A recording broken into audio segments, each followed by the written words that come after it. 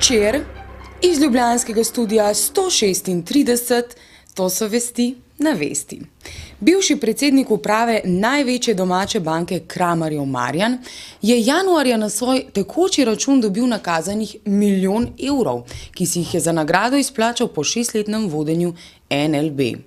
Medijska gonja in vsa priporočila vlade so bila očitno zaman, saj gospod iz Zasavja za to početje imel vso pravico in seveda tudi podpisano pogodbo, po kateri naj bi bil upravičen do te vrtoglave nagrade. Takšno priporočilo so dali solastniki banke iz vrst KBC, pogodbo s Kramarjem pa so podpisali nadzorniki, ki pa se jim zdaj v NLB že izteka mandat. Lastnikom zdaj ni preostalo drugega, kot da to dejstvo sprejmejo z grenkobo v grlih. Vlada je zato nekdanjemu bančniku odločno zagrozila, da bo denar izterjala na vse možne pravne načine. Prvi minister Pahorjev Borči, ki je po telefonu od novega milijonarja včeraj zahteval vračilo denarja, in ministri za krizo Lahovnik iz Veleja, Zaresni Golobič in financmajster Križanič, pa so pojasnili, kako naj bi jim to morda celo uspelo. Vlada se je odločila, da bo kot zakonita zastopnica večinske lastnice Republike Slovenije uporabila vsa pravna sredstva, ki so ji na voljo, da se nagrada vrne oziroma da se uveljavi odgovornost članov nadzornega sveta NLB za izplačilo take nagrade. Z ustrezno davčno zakonodajo je mogoče večji del pridobiti nazaj. Je davčni vzvod, so morebitne odškodninske tožbe, kakorkoli že, pravnih sredstev je kar nekaj. Danes je bilo uporabljeno tudi, če rečem, predpravno sredstvo, to je, da je predsednik vlade v telefonskem razgovoru gospoda pozval k temu, da denar vrne.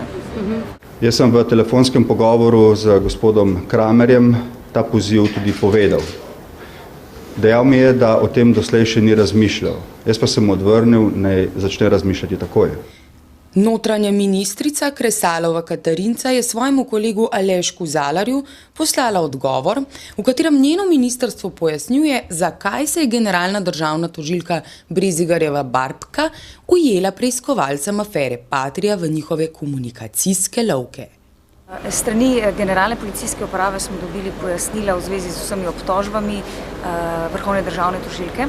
In če povzamem glavno iz njihovega odgovora je to, da so vsa dejanja opravljali v skladu z svojimi zakonskimi pooblastili, predvsem pa na podlagi izdanih sodnih odločb okrožnega sodišča v Ljubljani.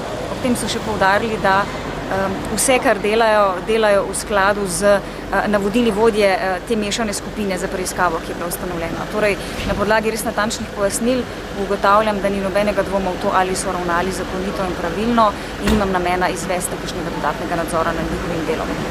Sodni minister za pravo Zalar je ob tem pojasnil, kakšne poteze bo zdaj potegnil v omenjenem primeru po strokovnem analiziranju. Tako je bilo napisano. Analiziranju. Dogovor sem dobil, na hitro sem ga preletel, podrobno še ne.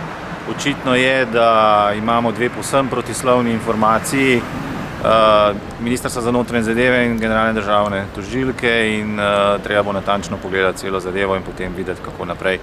Na ministrstvu bomo to analizirali v prihodnjih dneh. Zunajmejni minister Samuel Žbogar nas je razsvetlil s podatkom, da letečemu Dimitriju Ruplu zaradi obveznosti v tujini še ni našel prave igralske vloge znotraj peskovnika na MZZ. O tistih čezmejnih službah za gospoda doktorja z beležnico pa samo, sicer ljubitelj azijske hrane, zaenkrat še ne ve ničesar.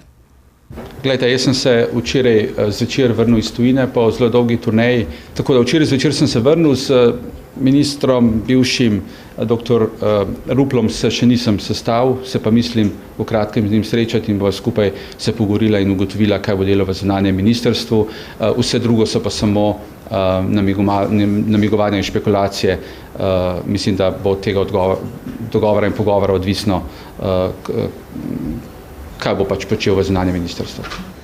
Prvi mladinec izven parlamentarne stranke mladih Darko Kranjc vas prek socialnega omrežja Facebook vabi, da na evropskih volitvah morda prav vi nastopite na njihovi listi. Drugače prosijo vsaj za vaš podpis, da lahko vložijo svojo listo, saj so izvenparlamentarna druščina. In zakaj prek Facebooka? S tem smo želeli nekako dvigniti participacijo, demokracija, vsi imajo možnost kandidirati, zato ker ljudje velikokrat mislijo, ja, kandidirati je pa zelo težko, biti kandidat, postati kandidat, verjetno moraš biti nekje v vrhovih stranke. Temu ni tako, mi damo priložnost vsakemu, ki ima željo. In jaz verjamem, da na spletnih aplikacijah je veliko ljudi, ki imajo kritično miselnost, ki imajo tudi podobna mišljenja, podoben program, kot ga imamo Stranka mladih in Evropski zeleni. Ptujski socialdemokrat je brez dlake na jeziku spregovoril tudi o skritih kandidatih za evropske volitve novodobne socialno-japjevske stranke. Listo SD bo vodil Zoran Kukavici-Talar. Jaz moram reči, da nimam tega občutka, da bi v stranki bilo veliko nasprotovanje. Se sliši tu pa tam kakšna pripomba. Je pa dejstvo, da kolikor sam poznam gospoda Talerja, da je name naredil zelo pozitiven vtis pri aktiviranju v okviru belega obroča, da je ogromno naredil na tem področju, da ima izkušnje in da bi bila ena sveža pridobitev za slovensko politiko, predvsem evropsko politiko v tem kontekstu, ravno zaradi tega, ker pozna področje. In ne vem, kakšno začudenje. Že v preteklosti smo socialni demokrati rekli, da ni nujno, da si član stranke, če želi biti kandidat na naši listi. Dejstvo je, da si želimo tiste ljudi, ki so sposobni in nikakor ne gre za občutek, da bi spremljali ljudi iz drugih strank in sploh ta debata je sploh ni na mestu, zaradi tega, ker se mi res zdi, da moramo enkrat preseči to. Če je človek sposobni in če si želi in če ima možnost biti izvoljen, potem lahko ima tudi podporo socialnih demokratov. Med omizjem na Filofaksu na temo sovražni govor, nacionalizem in neofašizem v Sloveniji je prišlo do incidenta, ki ga je za nalašč povzročil amaterski snemalec. Posnel je namreč tako imenovane nacionalsocialiste, ki so na omizju le za što sprovocirali zbrano množico. Kvazi video reporterju je domači obritoglavec zaradi več kot očitno popačene slike iz rok izbil snemalno aparaturo, saj je pričakoval vsaj tako dober posnetek, kot ga je znala pričarati le triumfalna režiserka Berta Helene Amelie, alias Leni Riefenstahl. Policija je že spisala nekaj predlogov za sodnika zoper narcisoidne nezadovoljneže. Pizda naklada, kadeni se ovoj. Najdaljši stavk, no, sploh lahko daljši stavk, prosim.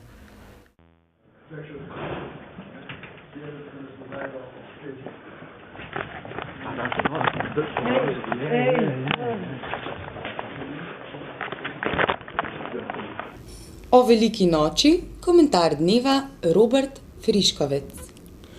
Marsikdo lahko reče brez veze, spet pravljice in ima vso pravico do tega, če vidi svet iz tega zornega kota. Prepričan pa sem, da velikonočni prazniki marsikomu spregovorijo svojo vsebino in postanejo konkretnost za njegovo vsakdanje življenje. Lahko se marsikomu zdi, da so to samo lepe besede, ki jih lahko trosimo v teh dneh. V življenju sem priča mnogim, ki jim vera ni opij za ljudstvo, ampak spodbuda in kvaliteta njihovega življenja. Svojo moč črpajo tudi iz velikonočnih skrivnosti. Sveto pismo omenja samo dve stvari, ki imata zares težo in ostaneta. Beseda, iz katere je vse ustvarjeno in je bolj zanesljiva, kakor nebo in zemlja, ter ljubezen, ki smo jo poskušali ubiti, pa se ne da. Mučili smo ga in pribili na križ, pa je ostal in nas še naprej ljubi. Ljubezen živi na način velike noči. Bolj, ko jo pobijaš, bolj ostaja. Živi tako, da izgublja. Na velikonočni način, to je način ljubezni. Velikonočni prazniki so pravzaprav prazniki upanja, ki ga danes še kako potrebujemo in iščemo. Ni vse slabo in ni vse brez veze. Pomembno je vztrajati in biti priča v tem svetu. Želim vam globoko doživeti velikonočne skrivnosti. Svetloba ostalega Kristusa naj prežene vse temine iz vašega srca. Slovenija, Slovenija, Slovenija. Kulturac. Naša Špela je v galeriji Vžigalica spremljala otvoritev razstave fotografij in zvoka ameriškega fotografa Jean-Christophe Coueta z naslovom Kamuflaž. Umetnik je dalj časa preživel v Sloveniji v sklopu rezidence Mota ter ta čas raziskoval fenomen samomora. And the idea was to bring three elements together. So it was a triptych of ideas, you know, from the photography to the sound and then to everybody coming in and hearing it. That was a little bit the concept. Še vreme, čas je za pirhe. Če si jih boste modno pobarvali, tega ne zaupajte župniku in svoji ženi. Velika noč se namreč lahko konča tudi z razbitimi... Vse vemo kaj. Iz ljubljanskega studia 136, to so bile velikonočne vesti na vesti. Pa nasvidenje.